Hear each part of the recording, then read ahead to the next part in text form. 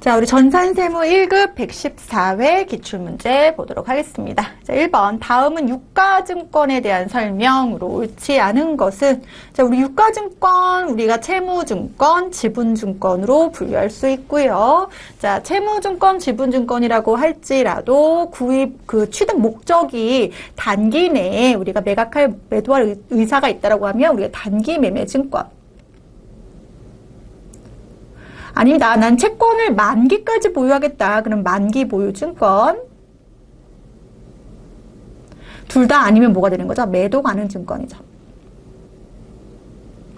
자, 증권의 종류는 지분증권과 채무증권으로 분류할 수 있는 거 맞고요. 옳지 않은 것이니까 2번. 자, 지분증권은 단기매매증권, 매도하는 증권으로 분류할 수 있으나 만기보유증권은 분류할 수 없다. 자, 이게 무슨 얘기입니까? 자, 지분증권은 주식 얘기하는 거고요. 채무증권은 채권 얘기하는 거예요. 주식이라고 하는 것은 그 기업의 지분을 가지고, 물론 뭐 몇 주 있다고 해서 그 기업의 지분에 따른 내가 어떤 경영권을 행사할 수는 없겠으나 보통 우리 경영권 행사할 수 있다라고 보는 지분율은 20% 이상이니까. 근데 어쨌든 주식을 가지고 있다는 건 그 기업의 주주가 되는 거고, 채권을 가지고 있다는 건 이자를 받을 목적이 있는 거예요. 그쵸? 그래서 뭐가 되는 거예요? 채권자가 되는 건데, 이때 좋은 이자 상품이 있으면 내가 뭐 할 수 있어요? 매각할 수도 있다고 보는 거예요. 둘 다 되는 거죠. 둘 다. 그런데 만기의 개념이 있다는 것은 뭔 주식은 안 되는 거죠. 뭐만 되는 거예요? 채권만 되는 거잖아요. 그래서 만기보유증권은 분류할 수 없다 받고 3번 단기매매증권은 우리가 원칙적으로 공정가치로 평가한다. 여러분 평가의 의미가 뭡니까? 결국 재무제표에 얼마라고 기록할 것인가. 자, 단기매매증권은 취득원가로 기록하는 것보다 지금 현재 시장가치인 공정가치로 기록하는 게 훨씬 더 유용한 정보이다. 그것은 매도거래 증권도 마찬가지다. 둘 다 어떤 목적이 있으니까? 투자 목적이 있으니까. 근데 투자 목적이 어떤 시세 차익을 볼 목적이 있는 건 이 두 개예요. 시세 차익. 그래서 시세 차익을 볼 목적이 있으니까 시장가치가 중요한 거죠. 하지만 만기 보유증권은 시세 차익을 볼 목적이 없고 만기까지 그냥 가지고 있으면서 이자와 원금 회수가 중요한 목적이기 때문에 이때는 어떠한 화폐의 가치가 중요한 거예요. 유효이자율법으로 상각하는 거. 그래서 상각 후 원가법으로 적용하게 되죠. 그래서 원칙적으로 공정가치로 평가하는 건 누구만? 요 두 개만. 그래서 옳지 않은 것은 몇 번? 3번. 자, 만기보유증권으로 분류하지 않는 거는 단기나 매도하는 증권의 하나로 분류한다. 2번, 2024년 중 신규 취득한 차량홍보부의 감가상각법을 정액법으로 채택하였으나 격리 담당자의 실수로 정률법 회계 처리하였다. 해당 오류가 2024년에 지금 취득했다고 했습니다. 자, 우리 재무제표에 미치는 영향으로 옳은 것은인데요. 자, 지금 정액법은 우리가 매년 동일한 감가상각비를 계산하는 거고 정률법은 초기에 많이 계산하다가 점점 줄어드는 거잖아요. 그래서 보통 우리가 5년간 생각한다고 했을 때 정률에 대해서는 0.451 그리고 정액은 뭐 당연히 5분의 1 이렇게 되겠죠. 그렇기 때문에 그것만 따져도 0.2가 되는 거고 5분의 1이니까. 그렇죠? 그리고 우리는 정률법은 0.451 첫 해를 얘기하는 첫 해. 그렇죠? 그러면 당연히 첫 해에 감가상각비가 과대 계상되는 건 누구예요? 정률법이죠. 정률법. 그럼 정률법으로 생각했다고 했으니까 감가상각비가 증가했을 것이고 비용이 증가했으니까 당기순이익은 감소했을 것이고 그렇죠? 감가상각비가 증가했으니까 감가상각 누계액도 증가했겠네요. 감가상각 누계액은 자산의 차감적 평가 계정이니까 장부금액은 감소했겠죠. 답은 몇 번? 2번. 자, 3번. 회계 변경의 회계 처리 방법으로 설명으로 옳지 않은 것은 이제 웬만하면 회계 변경하면 안 돼요. 그렇죠? 그래서 인정되는 회계 변경의 사유는 뭐가 있습니까? 합병을 해서 사업의 성질이 바뀌었거나 아니면 동종업계가 회계 처리를 다르게 하고 있거나 아니면 회계 기준이 바뀌었거나 그러면 이제 회계 변경을 할 수 있다라고 보는데요. 자, 단기 일괄 처리법이라고 하는 것은 재무제표의 신뢰성이 높아진다. 이거는 상대적으로 높아지는 거예요. 즉 소급법을 쓰면 전년도의 자료를 뭐 하게 되는 거예요? 고치게 되는 거니까 전년도 발표 자료를 믿을 수 있냐? 이게 되는 거잖아요. 왜냐하면 고칠 수도 있으니까 소급법은. 그렇기 때문에 상대적으로 단기 일괄 처리법이 신뢰성이 높아질 수 있다. 뭐에 비해서? 소급법에 비해서. 2번 전진법은 변경된 새로운 회계 처리 방법을 단기와 미래 기간에 반영하는 방법 맞고요. 소급법은 변경 효과를 파악하기 어렵고 비교 가능성이 높아지죠. 왜냐하면 단기에 변하게 되는 회계 변경의 내용을 전기까지 고려해서 수정하는 거기 때문에 전기와 단기를 뭐 할 수 있어요? 비교할 수가 있겠다. 답은 몇 번입니까? 옳지 않은 것은 3번. 4번 단기 일괄처리법은 회계 변경의 누적 효과를 다 그냥 단기에 반영하는 방법이다. 답은 3번. 4번 볼까요? 다음 중 자본에 대한 설명으로 옳지 않은 것. 자, 재무상태표의 자본 조정. 주주와의 거래이지만 자본금과 자본잉여금이 아닌 것. 감자차손, 주식 할인 발행 차금, 자기 주식 모두 자본의 마이너스 계정으로 자본 조정에 해당되고, 자본 조정에 또 해당되는 거 뭐 있습니까? 우리 자기 주식 처분 손실, 그리고 미교부 주식 배당금도 자본 조정에 해당됩니다. 자, 자기 주식을 뭐 하는 경우에 취득하는 경우에 액면 금액을 자기 주식 과목으로 하여 자본 조정으로 회계 처리한다. 물론 자기 주식은 자본 조정 과목은 맞는데요. 취득할 때 액면 금액으로 취득하는 게 아니라 뭐로 취득해야 돼요? 취득가액. 시장에서 취득가액 그대로 기록하죠. 그래서 예를 들어서 문제에서 액면 금액 5,000원짜리 주식 100주를 자기 주식이에요. 자기 주식을 6,000원에 취득하였다. 그러면 답은 차변에 자기 주식 얼마가 돼야 돼요? 60만 원이 돼야 돼요. 60만 원. 즉 취득가액을 적어줘야 되지 액면가액을 적어주는 것이 아니다. 옳지 않은 것은 몇 번? 2번. 3번 우리 아는 내용이죠. 자기주식 처분 이익이 발생한 경우 처분 손실 범위 내에서 먼저 뭐하고 상계 처리하고 미상계된 잔액만 자기주식 처분 이익 처리한다. 자, 자기주식 소각시, 이거 소각했다는 건 감자했다는 거랑 동일한 개념이에요. 그래서 취득원가가 액면금액보다 작은 경우 아직까지 주주의 몫이 남아있는 거예요. 감자 차액으로 자본잉여금 처리한다. 5번 다음 중 사채가 무슨 발행됐습니까? 할증 발행됐습니다. 할증 발행됐을 경우에 대한 설명으로 옳지 않은 것은 자, 요거는 우리 사채 발행할 때 요 비교하는 거 배웠어요. 즉 사채 할인 발행하고 할증 발행하고 비교하는 문제에서 말 문제로 상가액은 둘 다 뭐한다? 증가한다. 둘 다 상가액은 둘 다 뭐한다? 증가한다고 배웠고요. 그쵸? 그런데 우리 사채 할증 발행 차금의 경우에는 사채 이자 비용이 매년 감소하고 사채 할증 발행 사채 할인 발행 차금의 경우에는 이자 비용이 매년 증가한다. 뭐 이렇게 좀 차이가 있었죠. 그래서 여기서의 옳지 않은 것은 몇 번? 1번. 자, 넘어가겠습니다. 자, 우리 두 개의 보조 부문과 두 개의 제조 부문을 운영하고 있는 주식회 서울의 용역수수 관계이다. 자, X에, 자, 배분될, 보조 부문 원가의 총액은 얼마인가라고 되어 있고요. 보조 부문 원가는 수선 부문에서 발생한 얼마와 10만원과 전력 부문에서 발생한 얼마 얘기하는 겁니까?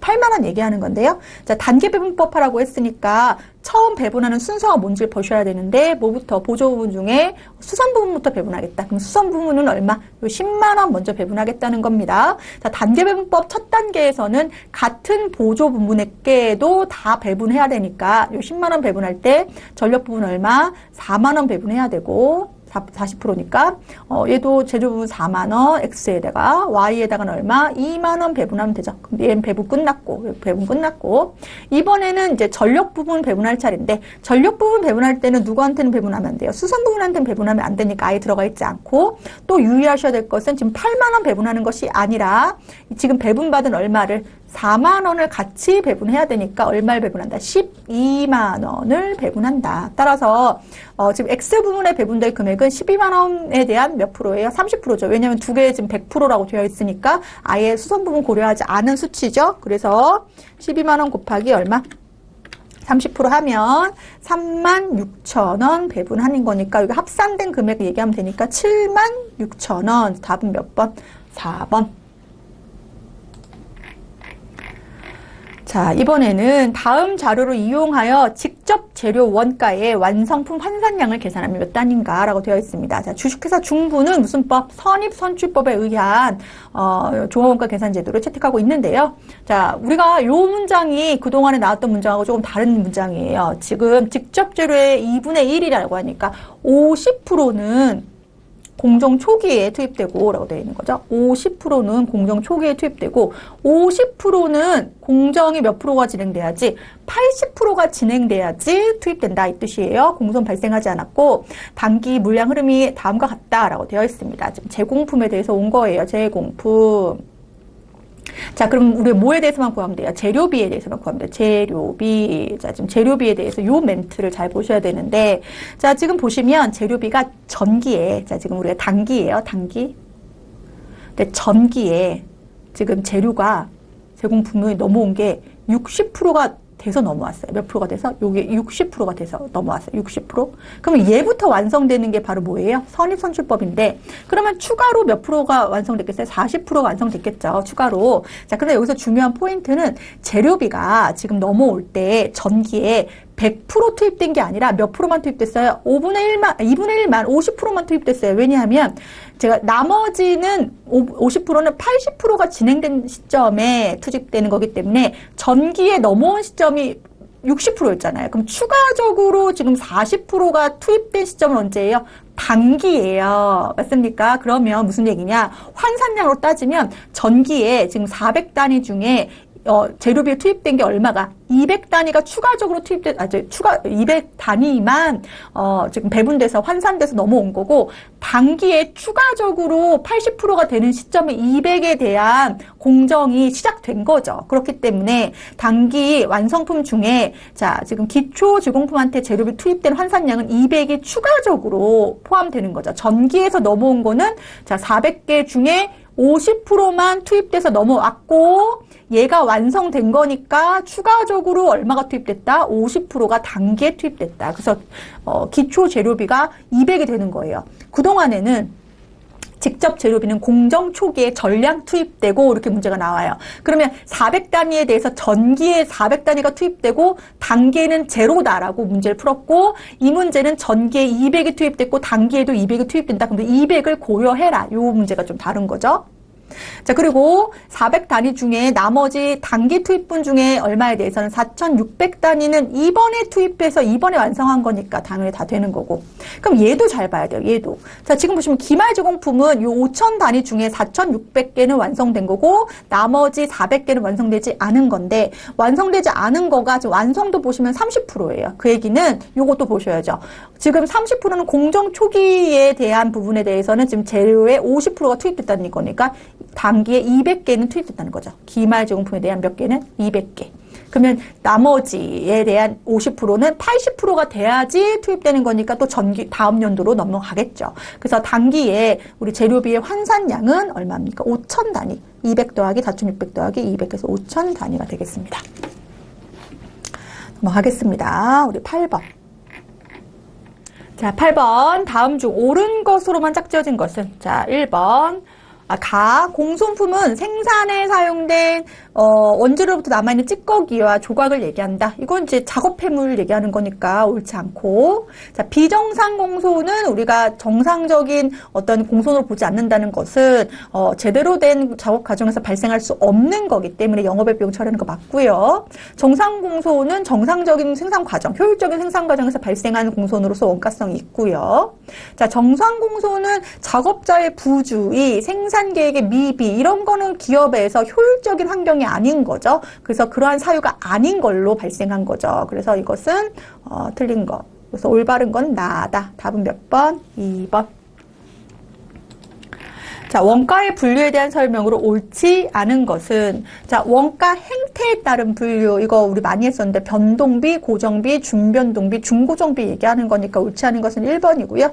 추적 가능성에 따른 분류, 직접원가, 간접원가 맞고, 우리 발생 형태는 3요소, 원가의 3요소, 직접 재료원가, 직접 노무원가, 제조 간접원가, 이렇게 구분해도 되고, 재료원가, 노무원가, 제조경비, 이렇게 보통 구분하죠.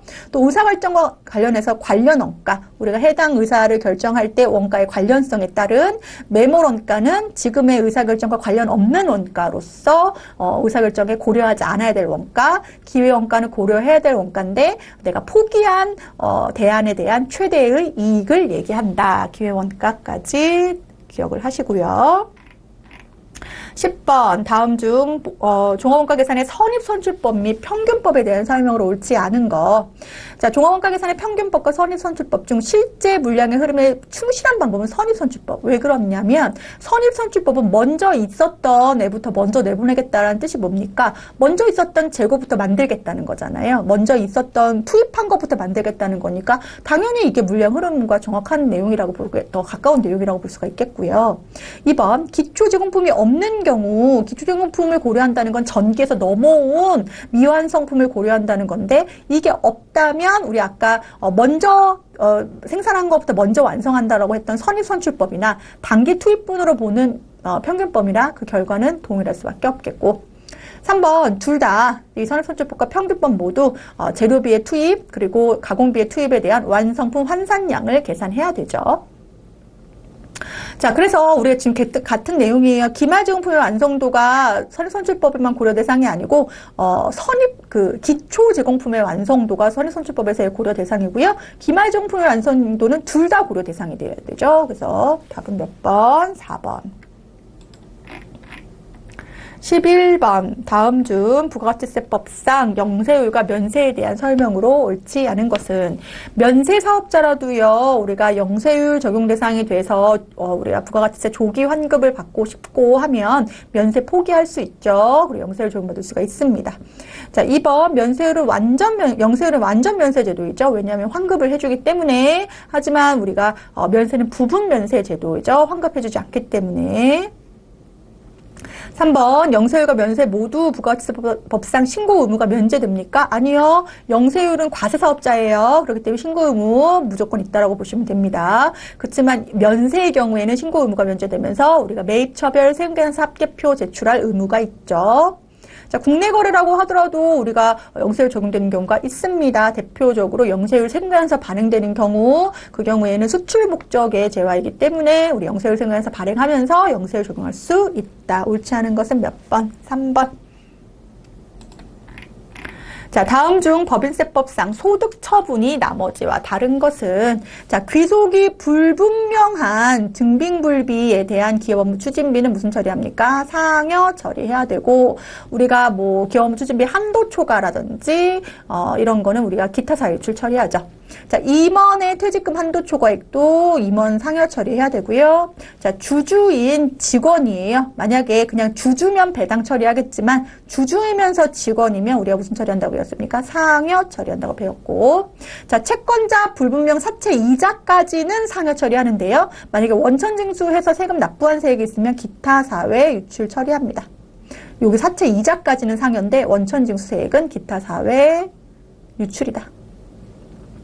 답은 몇 번? 4번. 자, 우리 다음 중 부가가치세법상 과세 대상에 해당하는 경우는 모두 몇 개인가? 라고 되어 있는데요.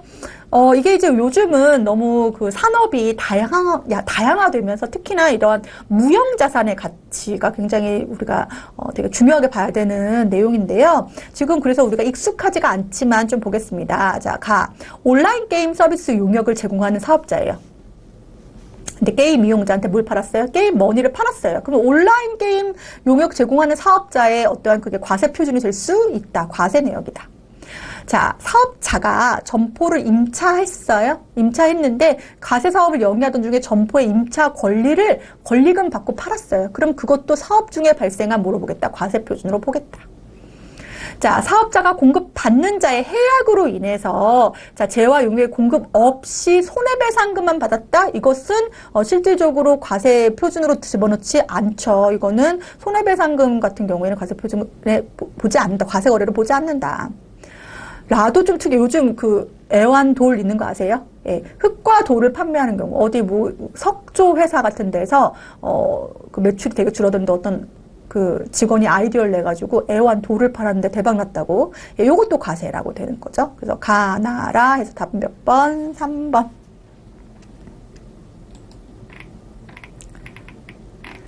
자, 우리 14번 볼까요? 다음 중 소득세법상 근로소득 연말정산 시 신용카드 소득공제 대상에서 제외되는 항목, 이런 문제 나오면 이게 이제 연말정산 공부하면서 입력하는 공부하면서 하는 말 문제 나오면 사실 우리 풀이하기 쉽죠. 그래서 지금 제외되는 거 이중공제 되죠. 누구는 의료비는. 그리고 취약전 아동의 학원비도 교복구입비도 다 우리 신용카드 공제도 되고 우리 교육비 공제도 되는 거죠. 의료비 공제도 되고. 하지만 아파트 관리비, 뭐 취득세 내는 자산, 뭐 외국에서 사용하는 사용한 그 신용카드비 뭐 이런 것들은 공제되지 않는다라고 배웠습니다. 그래서 답은 몇 번? 2번. 자, 우리 다음 중 소득세법상 2월 결손과 2월 결손금에 대한 설명으로 가장 옳지 않은 거. 2020년 이후로 발생하는 결손금 몇 년 공제입니까? 15년간 공제되는 거 맞고. 2번, 해당 과세 기간에 소득 금액에 대하여 추계 신고하면, 즉 장부가 없다는 얘기예요. 그러면 2월 결손금 공제 규정 적용하지 않는 거 맞아요. 예외적인 건 뭐예요? 천재지변, 장부 멸실 등에 의한 것은 제외한다. 3번, 중소기업을 영위하는 거주자의 부동산 임대업을 제외해야 되죠. 사업연도 사업소득 결손금은 1년간 소급 경제하여 환급 신청이 가능합니다. 그래서 전년도에 낸 소득세가 있으면 단기에 결손금 발생하면 소급 공제 가능하다. 이거는 뭐랑 동일하죠? 법인세법하고 동일한 내용이 있고. 4번, 주거용 건물의 임대업에서 발생한 결손금은 다른 소득금액에서 공제할 수 없고 추후 발생하는 해당 부동산 임대업의 소득금액에서만 공제 가능하다. 자, 이게 무슨 얘기입니까? 밑으로 내려볼까요? 자, 우리가 사업소득이라는 게 있죠. 사업소득이 크게 두 가지가 있는 거죠. 하나는 일반 사업소득, 부동산 임대소득. 근데 이 일반 사업소득 안에 뭐도 들어가냐면 주거용 부동산 임대소득. 그러니까 얘하고 얘하고는 완전 다른 거예요. 그렇죠? 주거용이 아닌 부동산 임대소득하고는 다른 거죠. 그래서 지금 얘기하는 결손금이 발생했을 때 다른 사업소득은 다른 소득에서 공제가 가능하죠. 순서가 어디 되죠? 근로소득, 연금소득, 그리고 기타소득, 이자소득, 배당소득 순서대로 뭐예요? 공제가 가능한데 부동산 임대소득, 사무실 같은 거 임대한 소득에 대해서는 결손금 발생하다고 하더라도 차기로 이월시켜서 차기의 부동산 임대소득하고만 우리 결손금의 공제가 이루어지겠다라는 겁니다. 그래서 여기까지 체크하시면서 그래서 답이 주거용은 일반 사업소득처럼 다른 소득에서도 공제할 수 있다로 체크하면서 마무리하겠습니다. 자, 114회 우리 관련된 기출문제 전산세무 1급 마무리합니다. 수고하셨습니다.